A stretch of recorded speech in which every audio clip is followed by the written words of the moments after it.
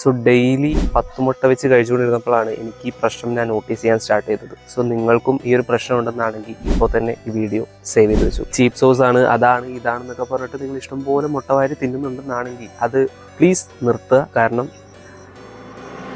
പടാവാൻ അധികം സമയമില്ല. എല്ലാ ഇൻഫ്ലുവൻസേഴ്സും മുട്ട ഒരു നാച്ചുറൽ വൈറ്റമിൻ ആണെന്ന് പറയുന്നുണ്ട്. ഇല്ലാതെ ഞാനും പറയുന്നില്ല, മുട്ട ഒരു നാച്ചുറൽ വൈറ്റമിൻ തന്നെയാണ്. പക്ഷേ എത്ര എണ്ണം വെച്ച് കൺസ്യൂം ചെയ്യണമെന്ന് ഇവരാരും പറയുന്നില്ല. നിങ്ങൾ ശ്രദ്ധിച്ചാൽ നിങ്ങൾക്കത് മനസ്സിലാവും. For more clarity and to be precise I will explain it you scientifically. ഒരു ദിവസം ഒരു ഹെൽത്തി ഇൻഡിവിജ്വൽ കൺസ്യൂം ചെയ്യേണ്ട കൊളസ്ട്രോളിന്റെ അളവ്, അത് ഗുഡ് കൊളസ്ട്രോളിന്റെ അളവ് എന്ന് പറഞ്ഞിട്ടുണ്ടെങ്കിൽ 300 mg per day ആണ്. ഇനി നമ്മളൊരു ഫുൾ എഗ്ഗിന്റെ കേസിലോട്ട് വരുമ്പോൾ ഒരു ഫുൾ എഗ്ഗിൽ ഏകദേശം 186 mg ഓഫ് കൊളസ്ട്രോൾ ആണ് ഉള്ളത്. അതായത് ഒരു ഹെൽത്തി ഇൻഡിവിജ്വൽ ഏകദേശം ഒരു 3 മുട്ട കഴിച്ചു എന്ന് വിചാരിക്കുക.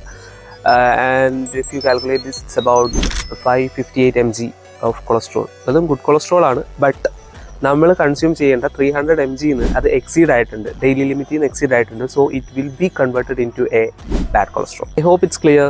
And cheap source of protein ആണെന്ന് പറഞ്ഞ് ഇഷ്ടംപോലെ മുട്ട വാരി തിന്നുന്ന നിങ്ങളുടെ ഫ്രണ്ടിന് ഈ റീലൊന്ന് അയച്ചു കൊടുക്കുക. And in the case of egg whites is completely made up of protein and calories.